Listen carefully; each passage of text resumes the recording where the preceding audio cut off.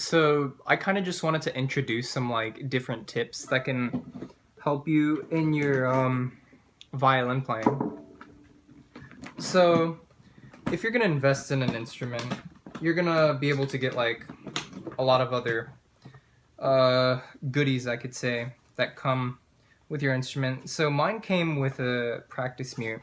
Now what this does is this goes over the bridge, right? And what these do is basically mute the sound of your instrument and help you practice without being too distractive. Exactly what it sounds like. So with it on, it kind of looks like this. It's not really that obtrusive, but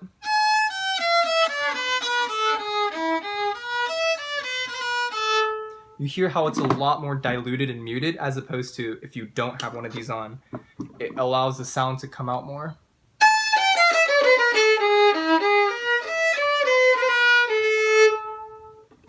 And what these do is, what these can do are basically in rehearsal or actual repertoire music. You wouldn't necessarily get one of these. It's more of like a circular shape. It's a lot smaller, and you can also use it in rehearsal for playing music a lot softer. And that could be a lot of other pieces such as Clair de Lune and whatnot. And that's basically the gist of mutes. Some other things I would recommend is your sitting posture. When you're in the chair, you don't want to be leaned back. You want to sit up straight with your back straight, and with your body to the front of the chair. You want your chin to tuck under the chin rest, looking toward that way or where your music is. And this way you can have full control of your violin with the positioning of your body. You want to have you want to be aware of the shape that your left and right hand are in when you're playing. So you want to have kind of like a curved position. You don't want it to be flat. The curved allows you to play more smoothly. So I'm able to reach the notes this way from all directions, as opposed to if I'm doing it flat, I can't really reach the note with my fingers positioned this way. It would just be a lot more awkward. And there's different bow techniques as well. So if you're trying to play a slur, you basically connect the notes within a certain bow. So if you were playing a normal piece, you would play each note with a different bow. So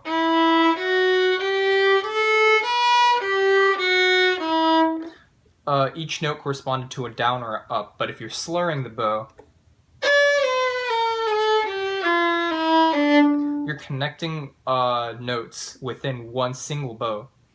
And that really is just to connect the piece, make it more fluid as it already is. And in rehearsal or different songs, you will also encounter pizzicatos or pizzas, where you don't actually use the bow and you assist by just plucking. And you just want to hold the bow off to one side while you use one finger to pluck. And that's really just to substitute maybe like another solo in the orchestra or something in that manner. And you want to be aware that everybody is connected together in the orchestra. So it's not just you that's essentially playing. You want to match with everybody else's tempo, everybody else's pace, and how they're going along in the piece. Some other things could be sight reading. Now, sight reading is essentially when you have a new sheet of music in front of you, a new piece of music, and you want to just, no practice at all, you just want to be able to read it and try to play the best you can when you start. And sight reading is one of those skills that you want to have if you want to get into larger, more advanced orchestras, including all-state honors orchestra, at least on high school level.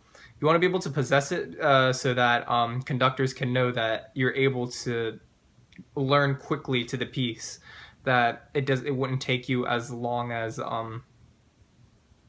necessary. You want to be able to catch up to certain pieces at a certain time before everybody else does a piece and you're the one dragging everyone else behind.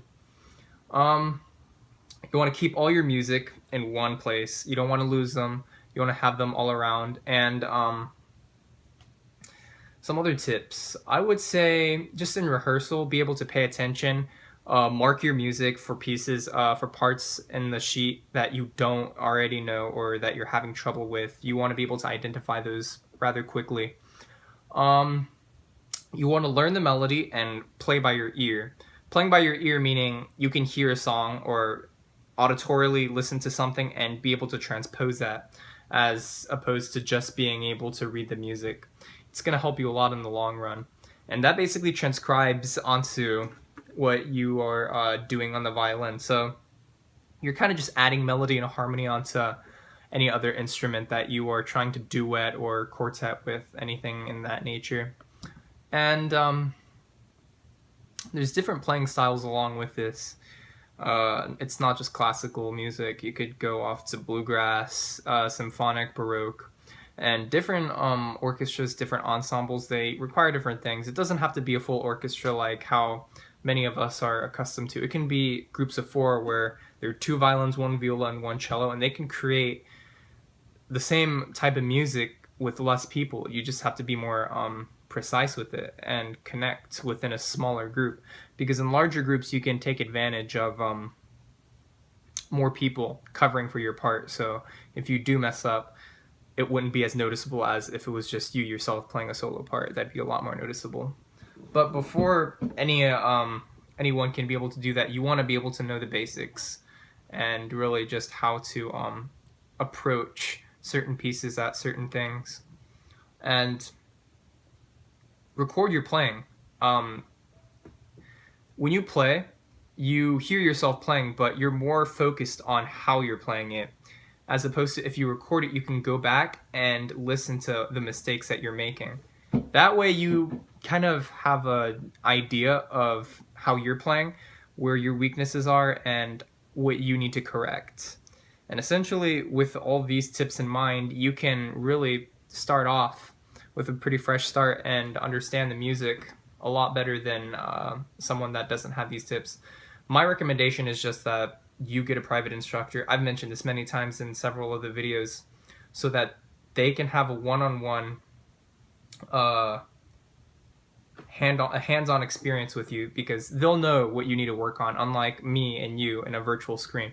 I wouldn't be able to help every single one of you. You need a private instructor. And that just goes back to the AMP topic that we picked, that being in person and having someone there to understand your weaknesses and strengths, that'll be able to guide you onto a better style of playing, and that really helps you. So if anything, or if you do take anything from these videos, is that get a private instructor, be able to practice and understand your instrument well, and also be able to take care of that.